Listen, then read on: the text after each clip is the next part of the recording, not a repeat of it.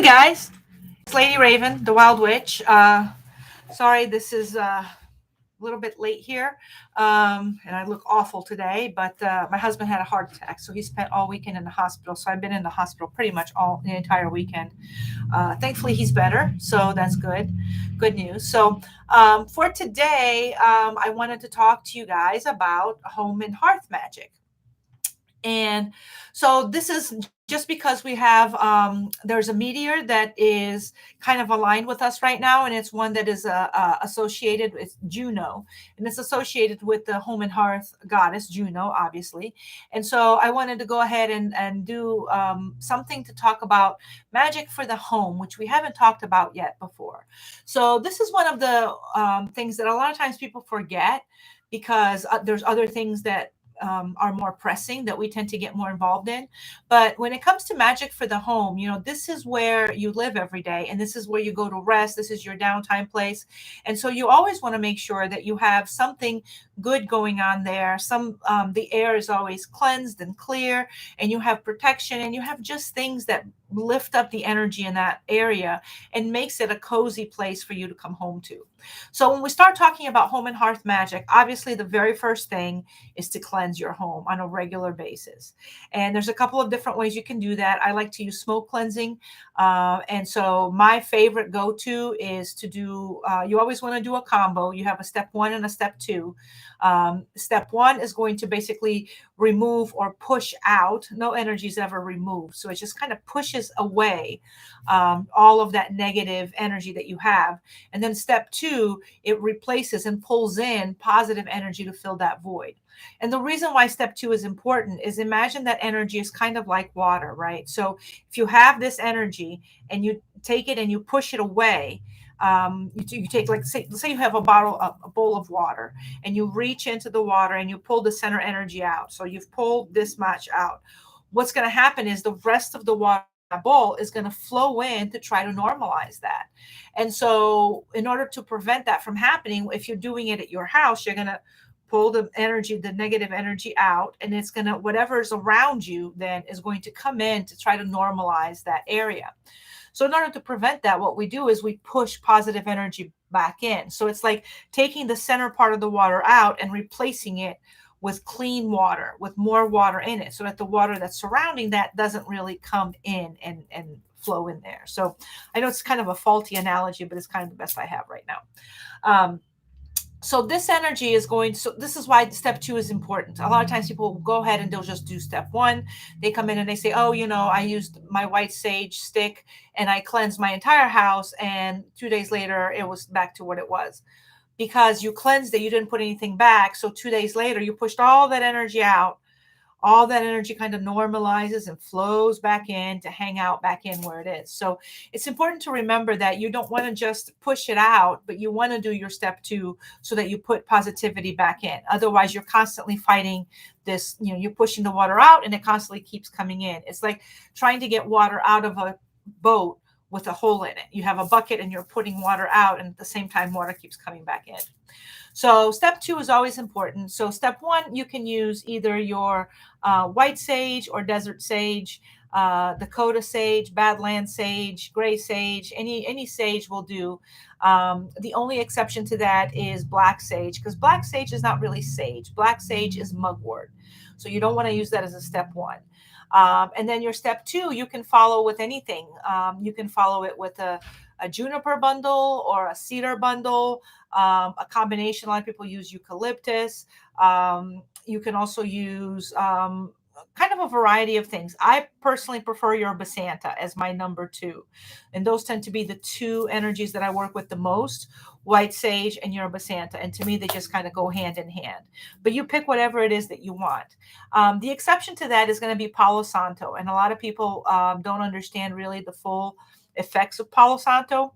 So Palo Santo what it does is it doesn't remove anything. So you don't need to put anything back in. What Palo Santo does is just normalizes the vibrations in an area. So it takes the peaks, brings it down, takes the lows, and brings it up. So once everything is normalized, then Palo Santo doesn't really do anything beyond that. That's pretty much what it does. So Palo Santo is great for maintenance going forward. But if you have some really heavy duty cleansing you need to do, I always recommend going to the white sage first. So that's the first thing you want to do when you're doing any kind of magic for the home. You want to go in and you want to cleanse everything. Make sure that you do that maybe about once or twice a week. Excuse me, not once or twice a month. Once or twice a week is a lot, unless you have a lot going on. Once or twice a month should be plenty to cleanse your home. And then after that, there's a couple of other things that you can do. So one of the things I really enjoy doing is a spell bottle. And you can take a spell bottle and you can create one for just about any intention. And essentially what you're going to have is a white bottle. The other one thing, not a clear bottle. One of the things that works really well for that is mason jars, or if you have old jelly jars, you can use those. And just toss into that all of the things that you want to bring into the home, all of the happiness, the joy, all that you want to bring in, you're going to toss it in there. So you can add flowers that you like that make you feel happy. You can add herbs that maybe you cook with that your family enjoys, because that's going to bring that energy in. You can add all kinds of positive things. So maybe if there's a game you guys love to play, you have a little piece of that, you can add that in. You can add crystals that bring peace and calm. Moonstone is a fantastic one. You can pair up moonstone with rose quartz, or you can do a green calcite, pink calcite combination. There's a lot of crystals you can put in there. Once you have everything in there, generally what I do is I close the jar and I light a candle. And the candle is basically dedicated to that jar. It's an activation candle. So when I light that, I put all the energy into that candle of what I'm looking to receive in the home, what I'm looking to have in the home to be happy and good. And so I put all that energy into that candle. And then once I put that energy into the candle, I burn it. And then the first part of it is going to be, I'm going to just burn a seal around the jar. So that the jar is closed, but it also has a wax seal over it. And then I'm going to put the jar next to the candle and let it burn all the way down. Then the next day, you can take that jar and you can decorate it however you want. You can add ribbons and bows and make it as pretty as you want. And then put it somewhere where other people are not going to touch it. So normally on a high cabinet, or I like to leave mine displayed, because I went through all this work and they're so pretty that I don't want to put them away. So you can put them anywhere that they are displayed. So for example, you can get something like this. This is kind of a little jar that I use. I use this for something else, but I have jars like this that are kind of pretty jars.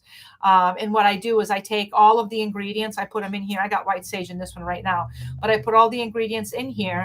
And then in this one, since it's already decorated, it's got everything that I need it to have. Instead of putting the sealing it like this with the candle, what I do is I open this up and I put candle drippings all over here.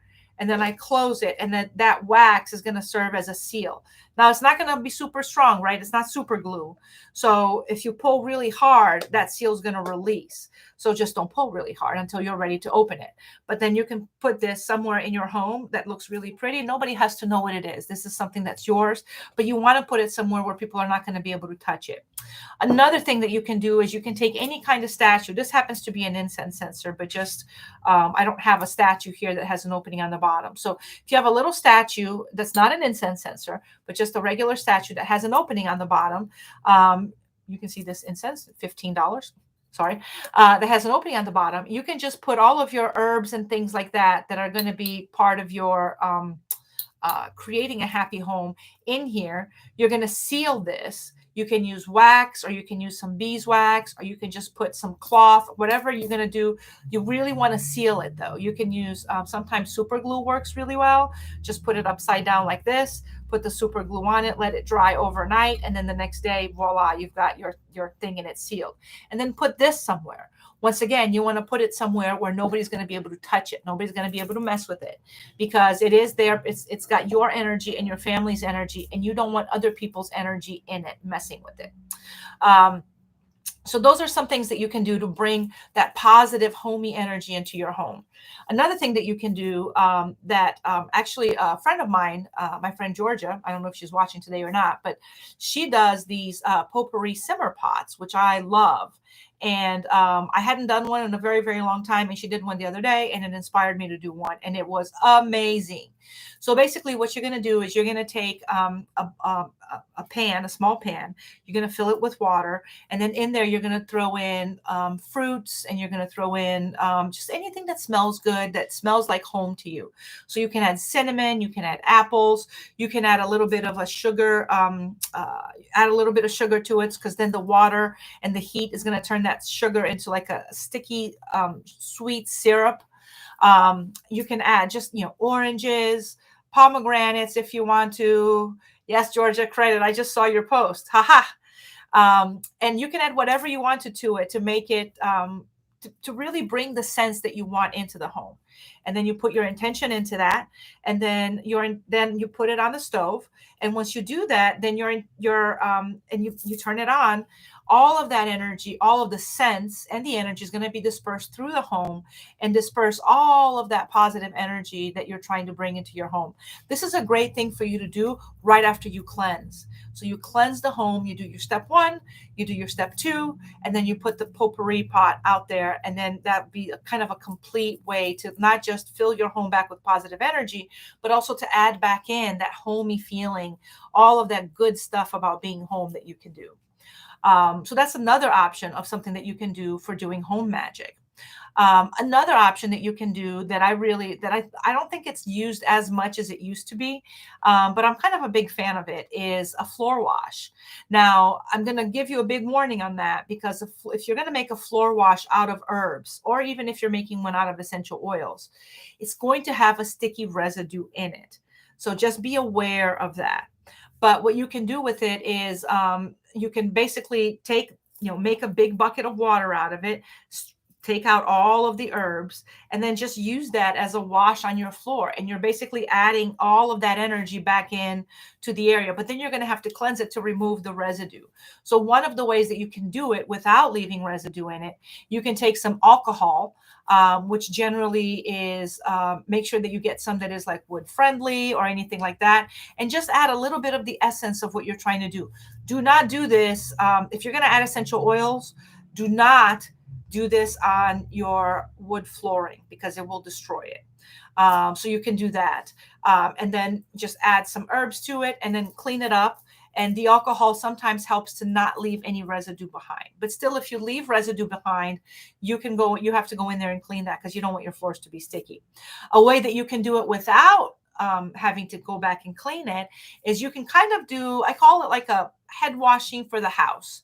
But you can get a big bucket of water, and you can put all the herbs in there that you normally would do on a regular head washing for yourself. So whatever you're trying to bring in, so let's say you're trying to bring in love and harmony, you can add some roses, you can add some lavender, you can add some, peppermint, some rosemary, all of the things that you would normally add that in there, mix it up.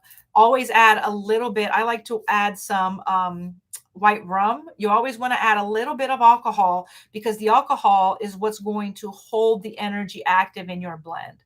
So you add that in, mix it up, let it sit for probably about a day or so those energies are really, really well mixed.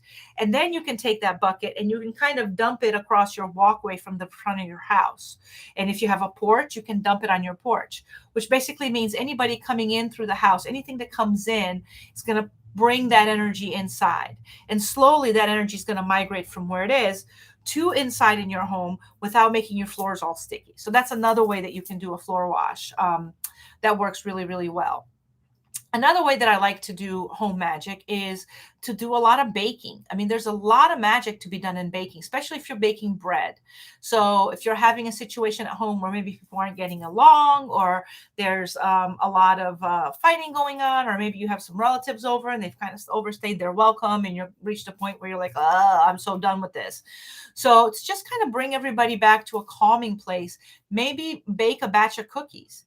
And as you are baking it, as you're mixing it, mix your intent into it. And then you bake that and let everybody have some. And the intent is going to be for everybody to calm down, to be happy, to just kind of, just put everybody in a good mood. And you can easily do that by putting all of that into your cookies and then making sure that everybody has some. Just leave it out with cookies or something, excuse me, something that everybody loves, trust me, everybody's going to be flocking to it to get it. And then this is a way to get everybody in the house to just kind of calm down a little bit and just take a breath of fresh air. Another way that you can do that is with a plant spirit. You can bring a plant into your home and you ask that plant spirit, when you bring it in, you make a deal with it. You say, you know what, I will take care of you if you take care of my home for me. And then you need to stick by your deal. So you take care of the plant, and the plant helps to bring in the harmony and joy into the home that you maybe didn't have before. That's a good way to kind of bring that living life feeling into the home to help. Let's see, what did she say? I keep a small kitchen altar where I do my food prep and bless my food as I prepare it and give gratitude. That is a fantastic way to also to kind of get your home in a place where, you know, everything that you do in your home can reflect that positive energy. So if you're mixing that into every single meal that you're cooking, that's even better, because everybody at this point is going to stay on a good wavelength, you know, in a positive energy. So I'm actually going to steal that idea, Georgia, if you don't mind, because it's a great idea. I'm going to steal it. I just have to make room in my kitchen for it. But there's other ways that you can also do that. So baking is a fantastic way to connect to the people of your home and to use good hearth magic to propagate that energy and make sure that everybody is in a good mood and everybody is happy, and that you're kind of like helping to maintain the energy level and the energy balancing into your home. So the other thing that you can do is you can do another spell bottle, instead of this one being one to bring things into your home that are positive and happy. You can do a protection one. So a protection bottle is basically going to be to repel things, right? To send things away, to say that these are the things, I do not want these things to feel comfortable here. I do not want them to come in. So you're going to use the same thing. You're going to get a nice jar, a bottle, and you're going to put things in there that are uncomfortable. So rusty nails, you're going to put pieces of glass and shard, you're going to put so a lot of times string is used, because if any negative entities come over, you can have string, or you can have some little pretty baubles that will entrap them into that jar. But you create all of these things that are, you know, this jar that's filled with things that are just not necessarily good. You can use herbs like asafoetida, which don't smell very good, or to just keep things away. You put a piece of yourself in there, so you can use urine, which I'm not a big fan of using. So I generally cut a piece of my hair and put it in there. You can cut a piece of your nail and put it in there. You can add blood if you want to, whatever it is that you want. Seal it up really good. You prepare it the same way that you would prepare another jar, but this one you're going to bury. You don't want this jar inside your home, because remember, this is the one that's going to bring in all that yuck, the energy of repelling things. So these jars, you want to keep them outside of your home, generally near the front entrance of your home or the back entrance of your home. And normally in ancient times, they would bury this underneath the door stoop, to say anybody that was coming in that wasn't supposed to be there would step on your stoop and be like, ooh, I don't want to be here, and kind of move away. So you're going to just bury that in the front of your house somewhere. Make sure you bury it pretty deep so that wildlife is not going to dig it up. But once you do that, that's pretty much done. You don't have to dig it up. You don't have to recharge it or anything like that. That is a one-time deal. And you connect with that. And that can be the basis for your wards. So anytime you're having to redo the wards in your home, you connect to that spell jar that's there without having to dig it up. There's a piece of you in there, remember? So you can always connect to that spell jar. That is always you. And you can say, okay, I'm connecting to this now, because now I want to bring in this ward in my area. I want to bring in this positivity in this area. So this is a great way for you to, not positivity, protection, excuse me, in this area, that you can do that. So that is another way to do it. Another way that I like doing protection for the home is you can do a warding salt. And the way that you can do that is you can just go out and buy a big giant box of Morton salt. I generally like to use the coarse salt, not the fine salt. Use the coarse one. You come in, you're going to bring it home, add probably about an ounce of rosemary into it. Add some frankincense essential oils. You can add some bay leaves, like crumble them, mix it all together. whatever herbs you have for protection that mean protection to you. So for me, that's going to be bay leaf, that's going to be rosemary, it's going to be rue, it's going to be all of that. And then you want to add maybe 1 or 2 herbs for happiness and joy. I generally add rose petals. So my blend that I make generally is my salt base. I add rosemary essential oil, frankincense essential oil, actual rosemary pieces. Then I add rose pieces. I add pieces of rue, and I add bay leaves that are crumpled up in little pieces of that. You blend it all together. You say a prayer over it. You light a candle. This is what you're charging these salts to do, which is to protect your home, to keep the good energy in, and to keep bad energy out. That's essentially the intent that I'm using. I'm going to light a candle for it. I'm going to do it in a sacred circle. I'm going to do a little spell. I'm going to charge that mixture with my intent, light a candle, let it sit on my altar for 24 hours. After 24 hours, you pull it out. Then you're going to take this mixture and you're going to spread it in the perimeter of your home. And as you go through spreading it, you go clockwise, and you are basically, as you're spreading it on the perimeter, you're basically saying the incantation or the affirmation that you want. With this blend, I protect my home, I keep my people safe, and I keep everyone happy.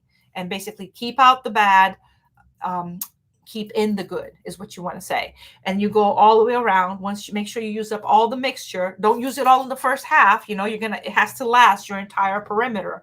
But you walk around the entire perimeter of your home. If you have a giant property, like you have acres and acres and acres, just do it all around your home.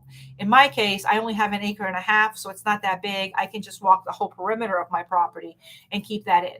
If you have animals that go in your yard or something, you want to make sure that you do it beyond the area of where they go in the yard, because you want to make sure that their area is also included in that little circle that you're doing. So that is also a great way to do protection for your home, is to do warding salts. And we used to carry some of those here, and I don't think that I'm going to have them anymore, just because they're so easy to make that people can make it at home.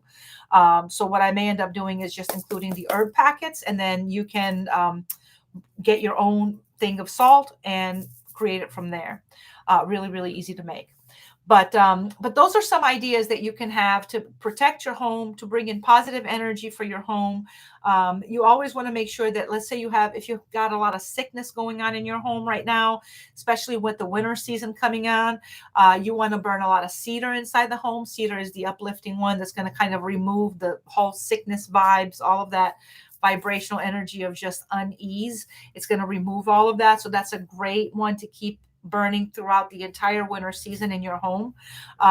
Simmer pots are great for that as well. And you can just burn an incense have an incense bowl and burn those herbs at the center of your home. Generally, they would burn it at the hearth. So if you have a fireplace, you can burn it where your fireplace is. But if you don't, and you don't want to do that, then just burn it at a central point in the home where everybody's going to have access to it. And that is a good way to keep your home happy and healthy, and to make sure that everybody has what they need. So if you guys have any questions, just let me know. I did want to let everybody know that I ran into a little bit of a problem. So my account was hacked on Facebook over the weekend. And to make a long story short, the hacking ended up with my account being suspended. I never lost access to my account, but they did some community violation things. And so Facebook is not looking like they're going to give me back my account.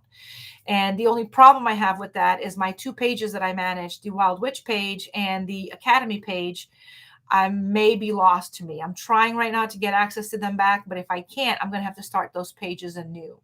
So if you guys see that, just don't be alarmed. It's not that I'm going out of business or anything like that. It's just because I'm having to maybe restart those pages. I'm hoping I'm not going to have to, but I'll keep you all posted if that ends up happening. And tomorrow, don't forget, we have a live sale tomorrow afternoon. Remember, we're changing the time of the live sale. So now it's going to be at 5 p.m. It's no longer going to be at 3 p.m. So give everybody a little bit more time, especially if you work towards the end of the day. Maybe you can leave a little early to watch the live, but it's still going to be recorded if you don't want to do that. So don't worry about that. So that's all I had for you guys today. If you have any questions, be sure to post them or you can message me directly on our Facebook or Instagram page. Not on my Wyld Witch Facebook page, but you can message me on Instagram, or you can always connect with me at the Wyld Academy. So hopefully I will see you guys next week. And thank you so much for joining my live session today. Bye-bye, guys.